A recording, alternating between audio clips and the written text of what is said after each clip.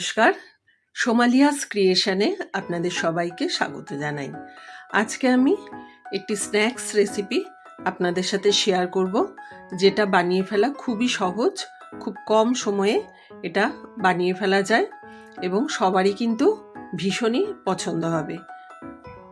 এটা বানাবার জন্য আমি প্রথমে একটা আলু নিয়েছি। আলুটাকে আমি খোসা ছাড়িয়ে নিয়েছি। এখন এটাকে আমি গ্রেটারে গ্রেট করে নেব। ছোট যে ছিদ্রগুলো আছে দেখুন, একদম ছোট, এটাতে আমি গ্রেট করে নিচ্ছি। আমার গ্রেট করা হয়ে গেছে। এখন এই আলু থেকে আমি জলটাকে চিপে ফেলে দেব। এখান থেকে দেখুন প্রচুর জল বেরোবে। জলটাকে আমি ফেলে দেব। আলুটা অন্য জায়গায় রেখে দিচ্ছি। গ্রেট করা আলুটা অন্য জায়গায় সরিয়ে রাখছি। আর এখান থেকে জলগুলো আমি চিপে চিপে বার করে দিচ্ছি। এখন এই আলুর মধ্যে দেখুন একটুও জল কিন্তু নেই। জলগুলো বার করে দিলাম। এর মধ্যে আমি দিয়ে দেব 4 পিস ব্রেড। ব্রেডগুলোকে আমি টুকরো টুকরো করে এখানে মিশিয়ে দিচ্ছি। এখানে আপনারা ব্রেডটা কম বেশি পরিমাণ করে নিতে পারেন। এবার এর মধ্যে আমি দিয়ে দেব ডিম। এবার ব্রেড বুঝে আপনারা ডিমের পরিমাণটাও বাড়িয়ে নিতে পারেন। দেখুন আমার সব টুকরো করা হয়ে গেছে। এর মধ্যে আমি দিয়ে দিচ্ছি এবার দুটো ডিম ফাটিয়ে দিয়ে দিচ্ছি। 4টে ব্রেডের জন্য 2টো ডিম দিয়েছি। এখানে আপনারা 3টে ডিমও দিতে পারেন। ডিম বেশি দিলে খেতে তো অবশ্যই ভালো হবে। আরেকটা ডিমও আমি দিয়ে দিলাম। এখন এর মধ্যে দিয়ে দিচ্ছি পেঁয়াজ কুচি। এরপর দিয়ে দিচ্ছি একটা ছোট লঙ্কা কুচি করে দিয়েছি। দিয়ে দিলাম আদা কুচি আর কয়েক টুকরো রসুন কুচি করে নিয়েছি। এখন এগুলোকে খুব ভালো করে আমি মিশিয়ে নেব। সমস্ত কিছু একসাথে মিশিয়ে নিচ্ছি। হাত দিয়ে খুব ভালো করে একসাথে সমস্ত কিছু আমি মেখে নিচ্ছি।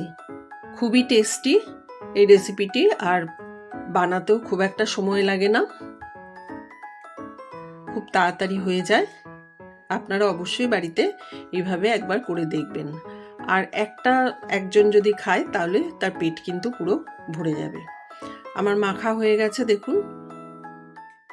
এখন আমি দিয়ে দিচ্ছি পরিমাণ মতো লবণ। এটা আমি আগে দেইনি, এখন আমি দিচ্ছি সেটা।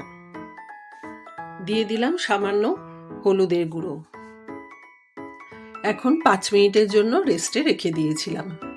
এবার দেখাচ্ছি 5 মিনিট বাদে আমি এখানে দিয়ে দিলাম চিলি ফ্লেক্স আর দিয়ে দিচ্ছি অরিগানো। আবারও সব কিছু একসাথে মিশিয়ে নেব। এখানে কিন্তু আপনারা গোলমরিচ গুঁড়ো করে দিতে পারেন। আমি এখানে আর সেটা দেইনি। আমার হয়ে গেছে এটা মাখানো। অরিগানো যদি না থাকে বাড়িতে তাহলে কিন্তু আপনারা এটা স্কিপ করতে পারেন, বা চিলি ফ্লেক্সও যদি না থাকে না দিলেও কোনো অসুবিধে নেই। সব কিছু আবার মিশিয়ে নিচ্ছি। এখন একটা ফ্রাইং প্যান বসিয়ে দিয়েছি, তাতে আমি সাদা তেল দিয়ে দিচ্ছি পরিমাণ মতো।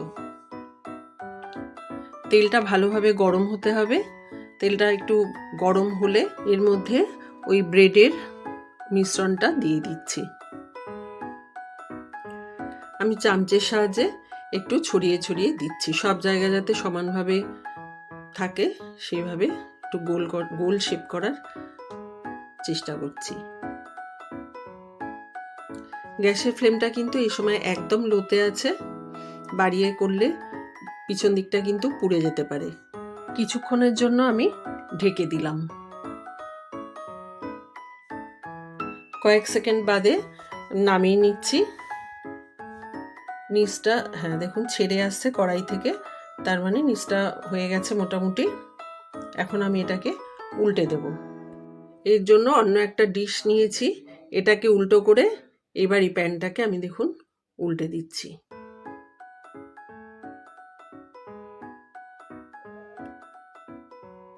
এখন অপর পিঠটা হওয়ার জন্য আবার আমি ফ্রাইং প্যানে দিয়ে দিলাম। নিচটা যেই দিকটা হয়নি সেদিকটা হওয়ার জন্য দিয়ে দিলাম ফ্রাইং প্যান। দেখুন কত সুন্দরভাবে হয়েছে। এখন আর একটুখানি আমি নিচটা যতক্ষণ না হচ্ছে ততক্ষণ আমি একটু এর মধ্যে রেখে দেব। এর ওপরে আমি দিয়ে দিলাম স্লাইস। আপনারা ঘষেও দিতে পারেন অন্য মোজারেলা চিজ। এখানে আমি স্লাইস চিজ দিয়েছি। এর ওপর দিয়ে দিচ্ছি কিছুটা টমেটো কুচি, আর দিয়ে দিচ্ছি ক্যাপসিকাম, আবারও কিছুটা পেঁয়াজ এর মধ্যে দিয়ে দিলাম, দিয়ে দিচ্ছি আবারও কিছুটা চিলি ফ্লেক্স, আর দিয়ে দিচ্ছি অরিগানো।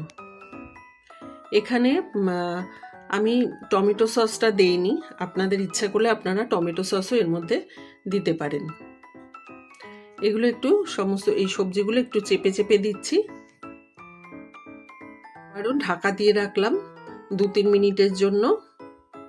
দেখুন চিজটাও গলে গেছে আর দেখতে কত সুন্দর লাগছে। আমার কিন্তু নিচটাও ভালোভাবে তৈরি হয়ে গেছে। এবার আমি ফ্রাইং প্যান থেকে নামিয়ে নিচ্ছি। এটা আপনারা সন্ধেবেলায় স্ন্যাক্স হিসেবে খেতে পারেন বা সকালে জলখাবারেও কিন্তু আপনারা খেতে পারেন।